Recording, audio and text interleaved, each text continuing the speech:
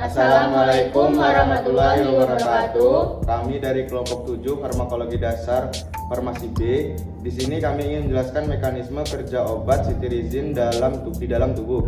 Pertama-tama perkenalkan, nama saya Muhammad Fauzan dengan NIM 120260004. Perkenalkan, nama saya Rismala Safitri Yusuf dengan NIM 202600076. Perkenalkan, nama saya Rizky Rifani Diokarkusuma dengan NIM 120260056.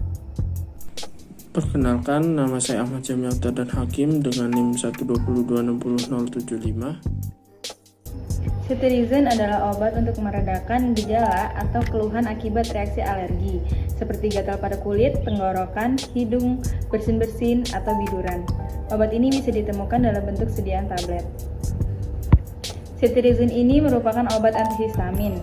Obat ini bekerja dengan cara memblokir histamin, yaitu senyawa yang meningkat jumlahnya dan menyebabkan terjadinya gejala dan reaksi alergi saat tubuh terpapar alergen atau zat pemicu alergi. Merek dagang cetirizin adalah Allergia, Allergen, cetirizin HCl, cetirizin hidrochloride, Etarizin, Valergi, Ozen, Rinoset, Ierizin, dan Zentris. Penggunaan dosis obat pada obat ini yaitu dewasa dan anak-anak yang berusia lebih dari 12 tahun memakai 10 mg satu kali sehari. Kemudian anak-anak usia 6 sampai 12 tahun itu 5 mg 2 kali sehari. Kemudian anak-anak usia 2 sampai 6 tahun 2,5 mg 2 kali sehari. Untuk efek samping yang ditimbulkan yaitu kantuk, mulut kering, rasa lelah yang tidak biasa, denyut jantung cepat, mual, muntah atau sakit perut, dan pusing atau sakit kepala. Yang kedua yaitu proses biofarmasetika. Nah, sebelum obat menimbulkan efek pada tubuh, obat itu akan dikonsumsi melewati 3 tahap, yaitu tahap farmasetik, tahap farmakodinamik, dan tahap farmakokinetik. Nah, cetirizin ini merupakan sediaan berupa tablet sehingga dikonsumsi dengan secara oral atau ditelan. Nah, di fase farmasetik adalah fase penghancuran obat di dalam tubuh atau biotransformasi yang dipengaruhi oleh bentuk sediaan obat, cara pemakaian, dan zat tambahannya, yang merupakan fase pertama dari kerja obat. Nah, di fase farmasetik ini ada 2, yaitu liberasi dan disolusi. Nah, di liberasi ini waktu hancur atau disintegrasi ditambah deagregasi. Nah, di liberasi ini ada 2, yaitu fase disintegrasi dan fase deagregasi. Nah, di fase disintegrasi ini yaitu pemecahan obat padat menjadi granul-granul. Nah, di deagregasi ini granul menjadi partikel lebih kecil. Nah, yang kedua disolusi, melarutnya atau pelepasan zat aktif dari pembawa. Setelah pelepasan zat aktif dari pembawa, itu akan diabsorpsi menuju pembuluh darah dan ini adalah merupakan proses awal dari farmakokinetik. Jadi, cetirizin ini diabsorpsi cepat setelah konsumsi peroral. Bioavailabilitas obat lebih dari 70%. Kemudian konsentrasi puncak tercapai dalam waktu sekitar 1 jam dan masa kerja obat sekitar 12-24 jam. Konsumsi obat bersama makan dapat memperlambat waktu pencapaian konsentrasi puncak obat dan plasma darah. Distribusi cetirizin. Sekitar 93% cetirizin dalam plasma darah terikat protein. Distribusi obat terbatas hingga pada lokasi ekstraseluler di mana terdapat reseptor H1 dan pada sel-sel yang bersifat inflamasi seperti mastosit, basofil, eosinofil, dan limfosit. Cetirizin ini merupakan obat antihistamin. Efek utamanya dicapai melalui penghambatan selektif reseptor H1 perifer. Studi pengikatan reseptor in vitro telah menunjukkan tidak ada afinitas cetirizin yang terdeteksi untuk reseptor histamin selain reseptor H1.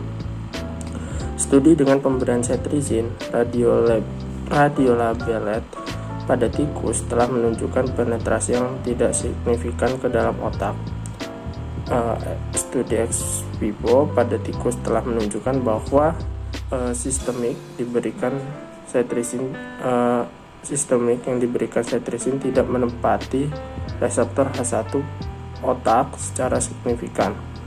Reseptor H1 sendiri didistribusikan di perifer dan sistem saraf pusat dan memungkinkan histamin untuk memberikan efek pada otot polos dan kelenjar. Dengan bekerja pada H1, histamin dapat menyebabkan gatal, merangsang sekresi dari mukosa hidung, mengkontraksikan otot polos di bronkus dan usus, dan memasukkan otot polos di pembuluh darah kecil. Cetirizin ini diserap oleh usus secara ekstensif dan cepat, dan tidak mengalami metabolisme hati sampai batas tertentu, lalu akan diekskresikan oleh ginjal. Untuk reseptor H1 sendiri termasuk dalam subfamili dari reseptor protein G dan dikodekan karena kromosom 3. Reseptor ini menunjukkan aktivitas spontan utusan intraseluler mereka yang tidak memerlukan pengikatan agonis pada permukaannya.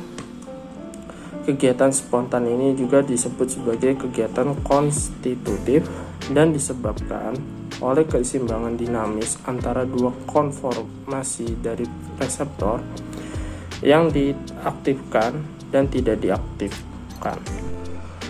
Situasi ini telah menyebabkan reklasifikasi katian obat yang bertindak atas reseptor ini. Ini sesuai dengan dua konformasi reseptor yang telah distabilkan. Dalam hal ini, jika ligan ini menstabilkan konformasi reseptor aktif, ini akan menjadikannya bentuk yang dominan, dan maka obat tersebut disebut sebagai agonis. Sementara jika reseptor yang tidak aktif ini distabilkan, obat tersebut dikatakan sebagai agonis inverse. Dengan cara ini, histamin